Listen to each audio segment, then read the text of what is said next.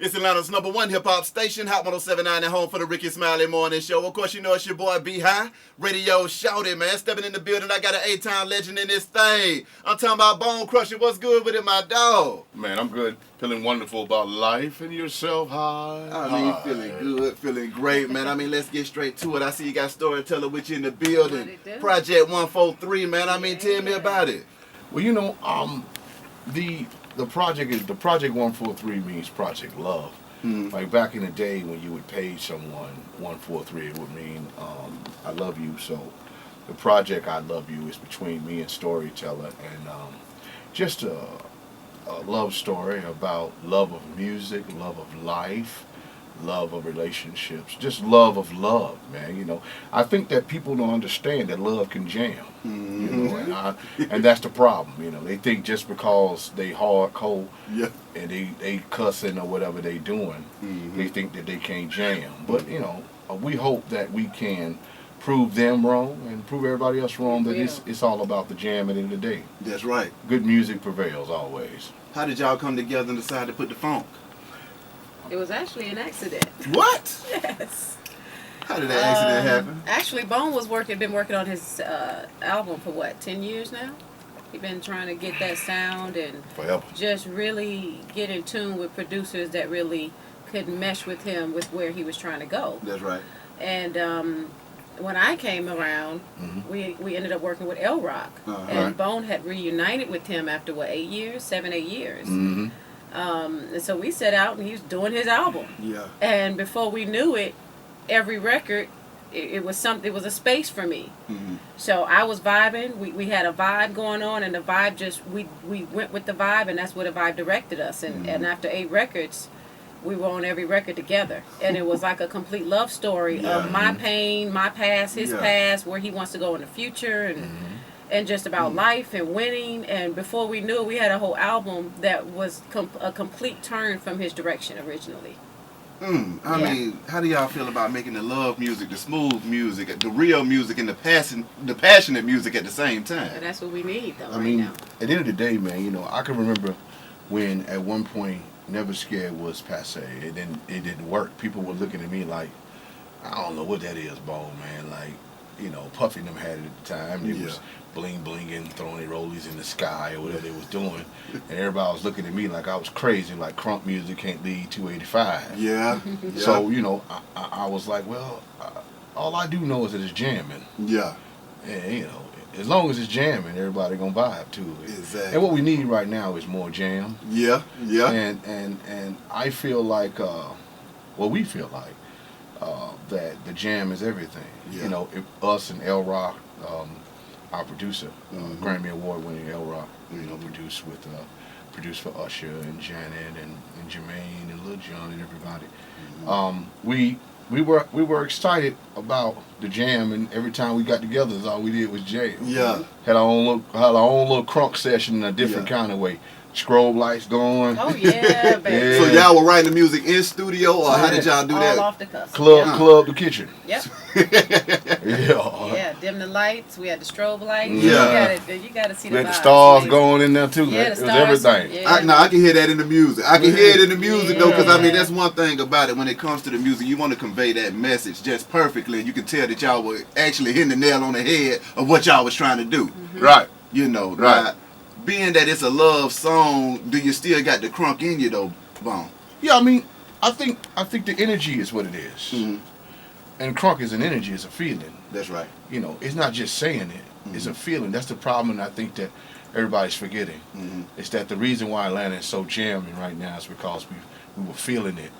It wasn't about the saying what it was. Yeah. It was about the way it felt. And I think that's what we need right now. That's right. I think we need some intelligence jamming, some jamming intelligence. And I think that people are going to love it, and everybody that hears it likes it, and they don't know why they like it. They just know they black. That's they right. feel the soul. That's it. And it's dance records too. It's all the dance records records. you can jam Yeah, to. dance to it. Yeah. And if you can play it in the club, it's gonna go down. Yeah. Point blank. Yeah. Now, Bone, I got to take it back for a second, man. Battle rapping, lyrical giants. Tell me about that experience as a youngster coming up in the A, getting busy, man. Well, you know, Man, that's way, boy. You don't took me back. That's right. You know, I used to battle all the time back in the day. Whether it was Oxygen, Yin Yang, everywhere, really. It was great, man. You know, we had the band, the Chronicle. It was Lil Jon, the drummer, Avery on bass, L Rock on keys, analog keys, Phil on keys, Billy on guitar, and Kimmett on turntables and acoustic. So it was beautiful, man. Like it was, like I said earlier, it was the feeling, and everybody back then was looking at us like we was crazy. Yeah. They're like, man, what in the world? That's jamming. We used to, let me tell you, we used to pack out the Oxygen and Yin Yang every Tuesday and Thursday night. So that was confirmation for us that it was ready for the world. Yeah. Those that didn't understand it were those that were in a, what they called, an isolated in their own little box world. So it was fun, man. The LGs, man, Cottonmouth and Beezer, we performed every Tuesday and Thursday, and Zoo Man used to freestyle too, man. We had a good time, man. Those were good times, man. And it wasn't about money. Yeah.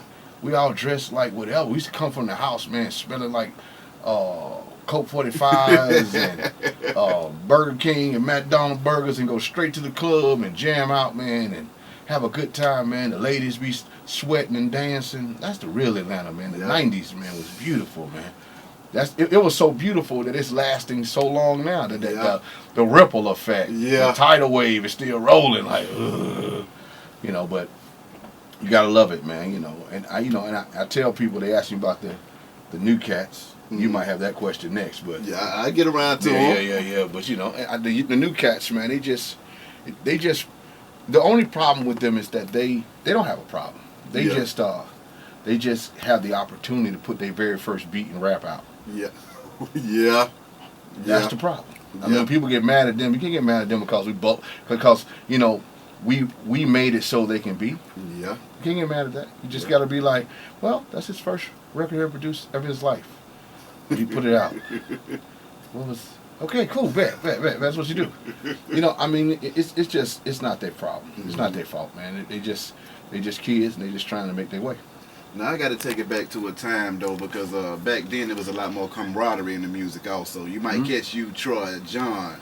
I mean, still, everybody on. I mean, what was it like back then though? Everybody hot and young in the game and going crazy and putting the city on the map like never before as far as the party scene. I mean, it was beautiful, man. Like I always tell the story. I haven't told the story. I tell the story to everybody that asks me off camera, whatever. And I can remember I was at the Ameritania on Broadway, that hotel right there by Broadway, by David Letterman show. And I walked down Times Square. I was gonna get some sneakers. I told my manager at the time, Scat. I said, Scat, I'm gonna walk down to the Foot Locker and get some sneakers. He was like, yeah, you sure you want to do that?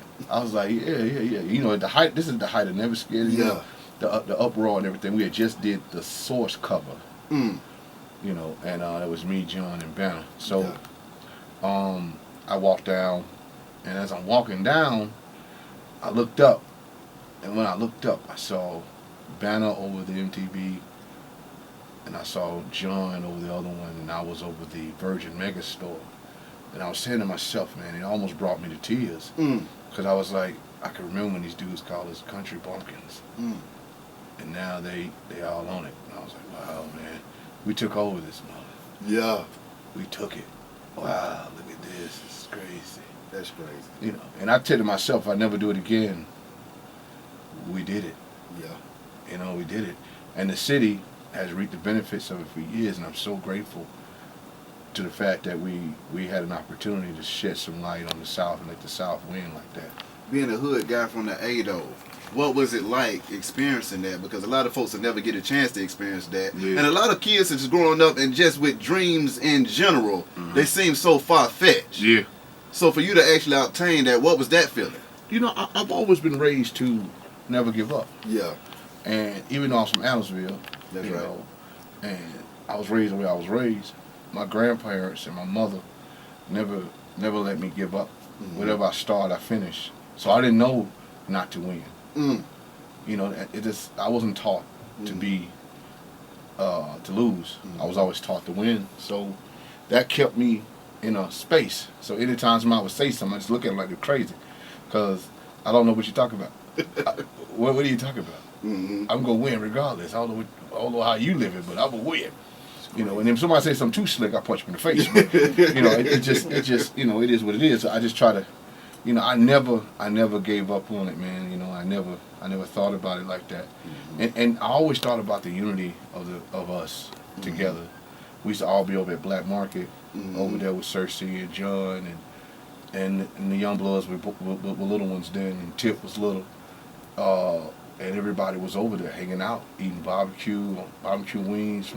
We get some wings from over at Bankhead, mm-hmm. at the wholesale mm-hmm. chicken spot over there. Yeah. We get wings. Cottonmouth will go out there, make his sauce. I'll cook on the grill. We'll be eating Colt 45s, man. We just sitting around talking about one day, man. We're gonna be cool. We're gonna be cool. And we didn't know what it meant. We just was doing it. Mm. It wasn't about the bread, man. It was just about putting the city on and taking over the world, really. Now, could it be because all of y'all were really from the city and faces were familiar beforehand? Yeah. If you done played ball at Ben Hill with somebody, y'all might not see each other from 10 years, but who that guy is. Yeah. So was that what made it a lot easier for y'all to be able to be so cohesive as a movement? I mean, we Southerners. Yeah. And being Southern means that we family. That's right. It's just like, if I see you, I can automatically tell you from here. Yeah. Even before you open your mouth, good. Yeah. I can tell by your clothing, by the way you walk, and then when you talk, I'm like, oh, yeah. You know what side? I know what side you're from. You from the West, Decatur, the South Side. I can tell. So it's definitely, it was something that was beautiful, man. Because Atlanta is Hollywood now, so it's not the same city it was back then. So mm-hmm. But, end of the day, though, I appreciate everybody for still winning. Yeah. I appreciate Luda, I appreciate Tip, and I appreciate John, and Jermaine, and Dallas, and everybody, man. The Chronicle, everybody that's winning. Mm-hmm. Because that's what it's all about at the end of the day, It's about feeding our babies, about taking care of our homes, mm-hmm. and loving on each other. Yeah. That's what it's all about. At the end of the day, that's all it cares. That's all I care about. Is eating and sleeping right and riding good. I can dig that. Speaking of riding good, man, Gripping the Grain. Yeah. That was one of my favorite songs. I mean, that's a slick theme song for me, okay? I had a partner, my boy Garrett, man. I used to take him to work in the morning, and every morning we'd get in that car, mm-hmm. and the first thing he'll hear is that, attention! He's like, nigga, every time I get in this car, that's all I hear. Yeah. Putting together a banger like that, what made you haul off and drop that hook the way you did it, and how did that song come together? Well, I'm influenced by jazz. Yeah, uh-huh. I'm influenced by the band. I'm influenced by soul music in general. Mm-hmm. I go all the way back. I don't just go back and listen to rap. I listen to everything. I mean, I'm influenced by Barry White. Mm-hmm. And I think that, and even Isaac Hayes, and I'm influenced by those guys because they're the same tone as I am. Mm-hmm. That real deep and raspy voice, and mm-hmm. They're heavy guys like me. Mm-hmm. So I that's where it came from. Mm-hmm. Gripping the grain from the front to the back, and you feel my woeful smell. Speaker tester right there. Yeah, that was all that. I've been doing that since I can remember. Yeah. Yeah. We just. Avery played the beat. He made the beat. Avery Johnson. Yeah. A1 Productions. He made the beat. He did Never Scared too. So he. But the thing is that it came on, and that's what I felt. That's what came out. I don't know. Yeah. I mean, but you can kind of tell that in the music though, because every now and then artists and a track, the right track, meet up in the same time in the same studio at the right place and time, and you're gonna get that. Another Jam. See About You. Banner, Beezy. Right. That hook was also crazy. Right. Talk to me about that one. That was another one of them crazy records. Uh-huh. Beezer and me wrote that hook. Mm-hmm. And he from my neighborhood. That's my boy. That's one of my best friends in the world. Yeah. He stayed 4 or 5 houses from me, up street from me, from Adamsville. And I got him a deal with Break 'Em Off and Def Jam. And and that was the first single. And Banner did the beat. Banner rapped on it. Yeah. I didn't rap on it, did I? No, I didn't rap on it. I just did the hook on it. Yeah. That was a monster record. Exactly. I think he just got caught up in that whole Def Jam transition stuff, so it never got to shine like it's supposed to. But it's a monster record, man. It still is, and you hear it. Exactly. Bizarre. It's Beezer now, Bone. You know, Beezer is a monster rapper, man. He's a monster. Yeah. So when I got on, I was like, man, I'm gonna put you on. He in the LGs. Yeah. So I was like, man, I gotta put you on. So that's how it came about. I was like, yo, bro, let's do this. I told Dan, I said, Dan, Beezer the man. I'm telling you. And he went with him, and you know, that record came out, and it didn't go the way it's supposed to go, but it still was a monster record. Yeah, it was. Still was a monster record. Another monster, that Reakshon. You and Killer Kill from the Ville. What was it like getting the West Side back together on the track, man? Yeah, that was dope. I mean, you know, I was lucky. Mm-hmm. And what is luck when preparation meets opportunity? I was lucky at the fact that I was ready at the time when they asked me. Mm. You know, I remember John doing the remix to it, who was over at Sound Lab, and I did like 3 hooks. John was like, "Nah, that ain't it, Bone, man." I was like, "Yeah, you're right, that ain't it." So I walked in the front room, I just kept singing, and I was like, "I got the bows on the line, I got the weed in my side, I'm in the hood where I'm at, I got the new." That's it. Though I started singing it, John was like, "That's it. Go in the booth.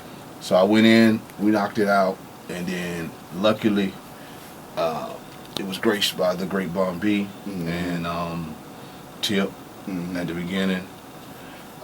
Rapped on it, and Killer. It was a big record. It's actually the first record me, Tip, and Killer on. Yeah. Before Never Scared. Tell me about the Never Scared, man. One of the biggest records to ever come out the city, period, point blank. In the bounce back in the day, I can recall folks getting their head busted to white meat over that song, sir. Yeah. What was it like when you knew the party didn't get crazy until that song came on every damn time? I tell you, man, Solo had called me. Uh-huh. And that's back when them old Sprint flip phones. Remember them? Yeah, I know what you're talking about. So Solo called me, and he was like, "Bone, you gotta come to the club, man. Boy, you don't know how this record is going crazy." He said, "Man, these people are going crazy over this record, man." Yeah. I said, "Oh, word?" He said, "Man, yeah, I'm telling you." He said, "Come by, man, I'm telling you." So, you know, Will had been playing it, DJ Will. Yeah, DJ Will. Will really believed in the record before anybody. I played it for Will in Adamsville at the Miss Winners that was right there on 285. Right off the highway. Yeah. I played it for him. He was like, "Bone, this record out of here." I said, "If you like it like that?" He said, "Bro, this record out of here." I said, "All right, cool." He said, "I'm going to show you." So he started playing the record at the bounce. And, you know, back in the day when the record was a hot record, they would drop confetti and balloons from the... And it was a big club, so it was foolish. Yeah. So he said, "Man, watch this." Solo was on the mic. He said, "Y'all know what this is right here? This one right, this the new, I don't want to cuss. This the new jam. Drop it on the wheel." Plump, man, they went ballistic. I said, "Oh, whoa." I said, "This out of here." He said, "Bone, I try to tell you, this record out of here, boy, you about to kill him." He said, "Bro, they ain't never heard nothing like this before." I said, "Oh, cool. But that's when I first knew it was crazy. Then I was at this club called Levels. It used to be right here off of across from the Hard Rock Cafe. And I gave the record to Jermaine. But Mars had heard the record too. Mars was like, "Bone, that record out of here." I said, "You like it?" And I knew it was out of here when them dudes up north was liking it. And then they don't like none of that stuff. That's back when they really wasn't liking it. Although Mars likes a lot of Southern stuff. But, you know, it had to be the right kind of Southern stuff. That's right. You know? He was like, "Bone, this record crazy." And, you know, his validation really let me know up north was going to mess with the record. So I never really got into the whole psyche of being rah-rah about it. I just gave it to Jermaine. I was like, "Man, check it out, tell me what you think." Next thing I know, Jermaine had a radio show on another station. And he was like, yo, this record right here by my man Bone Crusher, it's about to be the biggest record to hit the world. And he dropped it. Jermaine told me the phone lit up so bad. He said he couldn't take no more calls. He said he knew then it was out of here. He went and gave me $1 million quickly. Right. Before we get in a bidding war, he just gave me the money. He said, Bone, I got this ABC, Aristocrat Black Culture. I want you to be a part of it, man. Meet me in L.A. I said, oh, yeah? He said, man, come on, man.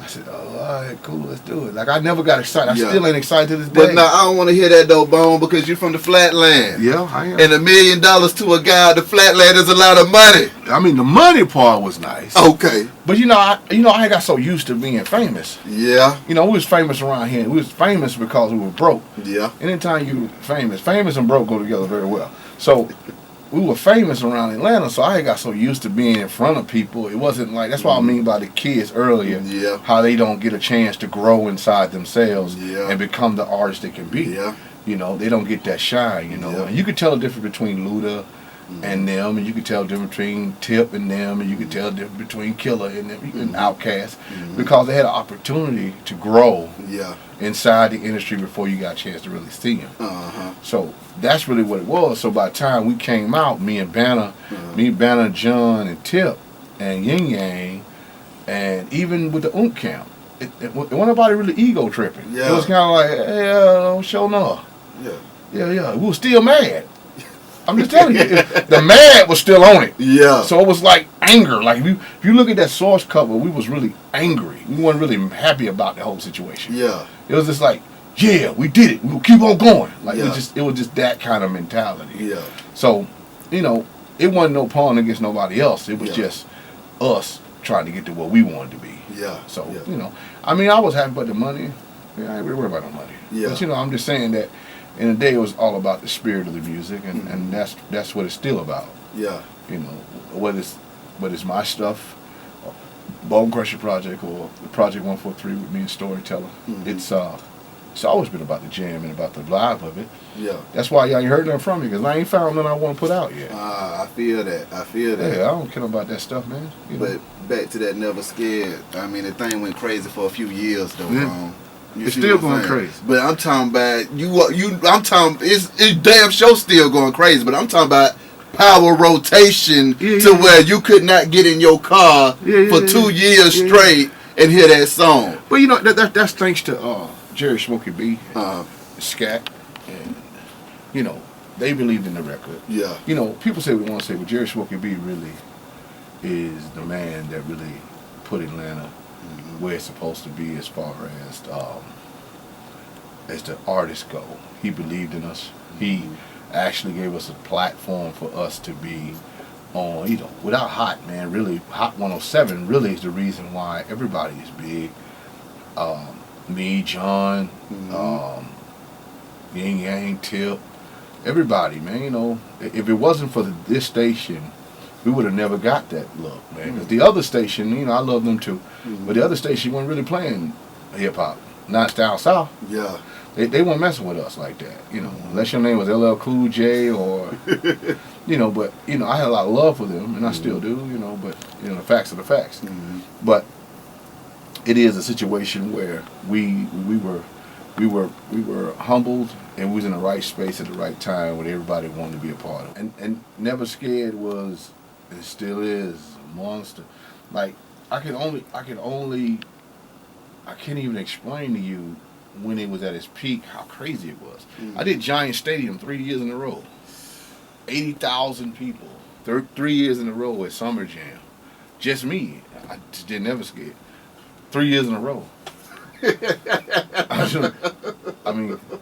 did 3 years in a row. I could probably go do it right now and it'll probably go crazy. Exactly. Yeah, they love it. I mean, because it's a nostalgia record, and I'm very humbled by it, and humbled by God has given me that grace to where I could be, able to eat off of it forever. Did you ever get tired of the record when it was going crazy and you was getting all that attention for so long? No, I never got tired of the attention. Yeah. I never got tired of none of it. I actually liked it. I just didn't get myself caught up in it. I never believed my own hype. Yeah. I never did. I used to hate, my problem was I was too real sometimes. Yeah. I got to a point I was cussing dudes out for being fake and phony around me. You can't do that. Not in this industry. No. I was young. Yeah. See, I'm coming from the flat. So when somebody tell me they're going to do something, they do it. If they ain't going to do it, I'm going to tell you about yourself. And that's just the way it is. I don't know. That's right. It is what it is. But I mean, that was my problem. I just was a little too real, and I had to learn as I got older that everybody, it's like it's a job, like any other job. Like when you go to your job, you can't be real at your job. You got to be at your job. So that's what I am. I'm at my job, and that's it. So once I got older and I started, you know, getting myself into the industry for real, like even when I was in Never Scared, I really wasn't in the industry. I was in my own industry. Yeah. Yeah, they never seen our industry, so we kind of made our own industry. Like this South stuff is made by John, Bone Crusher, Jerry Smoking B, Coco Brother, Cersei. All the industry was made. Atlanta industry, rap wise, was made by these people. Understand? Anybody tell you the difference? They lying to you. They lying to you. Nobody can see and tell you. Nobody gonna tell you nothing else. Nobody else believed in it like they did. Nobody believed in the South music like Jerry and Scat and Cersei and Black Market and everybody. Nobody believed in it like that. They thought it was a joke. So, you know, Looking we back showed on them why that, it wasn't a joke. exactly. Looking back on that time then compared to now, how do you feel about the hip hop industry in the city as far as the direction that it's taking now? I mean, it is what it is at this point. Yeah. You know, you win a few Super Bowls. After a while, people just get accustomed to winning. Yeah. That's the problem with it. Everybody's ain't no problem with it though. Ain't no problem. The reality of it is everybody used to winning now. Everybody used to Atlanta winning, and everybody's used to it winning. That's it. Yeah. That's it. Yeah. And they ain't no. It's not their. It's not nobody's fault. It's just I'm just glad that Atlanta winning. Yeah. Because as long as Atlanta winning, I'm still relevant. Exactly. Yeah. If Atlanta was not relevant, we'd be in trouble. We all be in trouble. The station, Yeah. you know. That's true. I told a DJ one day, I said, man, you better keep this music coming real, cause we gonna work at McDonald's. Hey. I hope you stopping your bread. Hey. A lot of us, man, that's all we know. Exactly. Yeah. What was some of the best advice that you got in the game coming up in it? I mean, you know, I got a lot of advice from a lot of people, man. Yeah. A lot of people, man. A lot of big people that really cared about the situation. And, you know, whether it was, I don't like saying names, but it was a lot of people. But Yeah. I got some good advice from Steve Harvey, Russell Simmons, L.A. Reid, Jermaine Dupri, Jerry Smoking B, Michael Malden. A lot of advice from a lot of people that really saw something in me that I didn't see it myself at 29. You know what I mean? At 30. I was still young then, you know. But great advice, man. And I heed it now that I've gotten older, you know. And luckily I'm still in the industry, hanging out with the heavyweights still. Yeah. So I'm just honored at the fact that I just learned that in order to get on, you got to get along. So I had to learn how to get along with people, and that's the biggest advice I ever got from somebody, from everybody really. Bon, you got to know how to get along. You're too nice of a person to be not getting along with people. I'm like, well, you're right. I just don't like. Bon, are you listening? Yeah, I'm listening. How hard was it for you to make that transition? Because when you come from a place where keeping it real and your word is really all you got, to being in the industry where your word is just, nobody's really keeping their word no more. It's just, I got you, I hear you, oh yeah. Right. And then, you know, it's just not gelling like it's supposed to. How were you able to get your mind mentally ready to be in the game like that? One word, grown. When you grow up, you do grown-up things. When you're a child, you do childish stuff. Yeah. And I was a child at the time in my head because I did a lot of childish stuff. Yeah. You know, so at this point I'm grown and I had to grow up inside my mind and body in order to get myself into a space. So that's it. I'm grown. That's it. I can't be no kid no more. So, you know, you got to grow up. You can't always do what you want to do all the time. It's called responsibility. Yeah. Yeah. That's all it is. You got to be responsible. Exactly. Here's what it is. What were some of the best times that you can recall having? Was it before the money came in, or before the fame, or after the fame and the money? Both. Yeah. Man, nobody, no fool tell you that he ain't got to have no fun when he was rich. Man, I had a blast, bro. I had a blast when I was broke. Yeah. You You know why? Because my friends were around me because they were my friends. I had no money. That's right. So I knew what they were around me for. They were just around me just be my friend. Good time. Right, we having a party. We partying. Yeah. Man, Atlanta was cool back in the 90s. I know what you're talking about. Man. But then, once we got bread, that was cool too. Yeah. It was great going on them tours, riding them tour buses, flying on them private jets. I mean, I still do that. But I'm just saying, like, at the end of the day, it's just something that, it's always been great. I work hard for that, I walk around here with my leg hurt. I don't care. I leave it all on the stage for the fans. I love the fans. I love my people. So I do whatever I can for my people. I do, I do my shows. I try to put community centers, everything. It's a lot of stuff I'm trying to get done for the people. Yeah. It ain't really about me at the end of the day. That's the thing that we got to learn how to do for each other. We got to learn how to have some empathy. We got to learn how to understand that everybody has their own problems. We have to understand that everything is not about me. Our people don't understand that sometimes.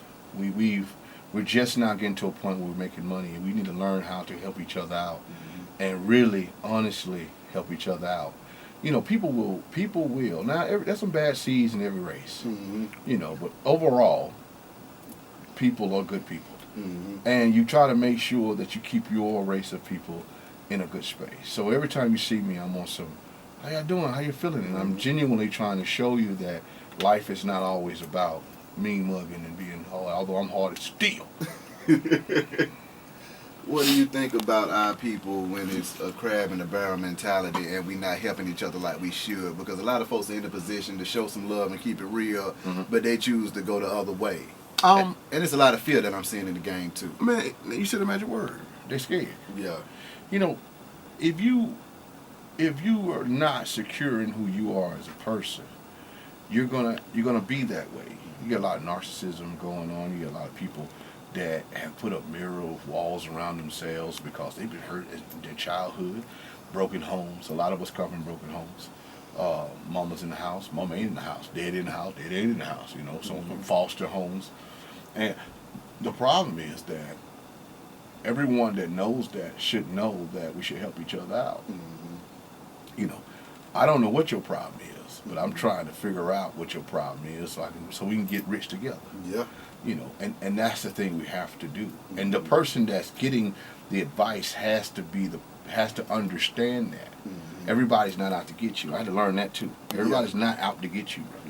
Yeah. Just because the last 4 guys was out to get you don't mean this guy right here that with all this money trying to look out for you, all this whatever is trying to look out for you. Just love. Yeah. Giving you something to make you a better person. You got to understand that. A lot of people don't. That's the only problem. Like, we got to get it together. Now, speaking of getting it together, I mean, what are your thoughts on Sandra Bland and black folks that are being killed or dying in police custody? Right. I mean, the thing about it is that at the end of the day, man, when you look at the situations that have been happening, they're testing our people. They really are testing us to see how strong we really are. Are we going to rebel? Are we going to just let it happen? Are we just going to be in this position where we just let these people hurt us like that? And I say this all the time. People ask me about the last situation that happened. I said, no way should this cop or anybody else come in our community and just kill us. That shouldn't even be a selection on the CD player. Because if you go in their community and you kill one of them, they gonna kill you and your family and try to figure it out how to do it. Everybody's not here. Everybody don't love you. You can't love everybody. Everybody's not here for love. They don't care about you. They have to understand that. We have to understand that these people don't love us. We have to love ourselves. And when you see stuff like that, man, it makes you angry. You wanna kill. You wanna destroy. You wanna mange and pillage. But at the end of the day, we have to know that we have to stand together. You have to stand together. Don't be afraid. Don't let nobody just come in your community and kill you like that. It's the situation with the boy up in East St. Louis, up in St. Louis.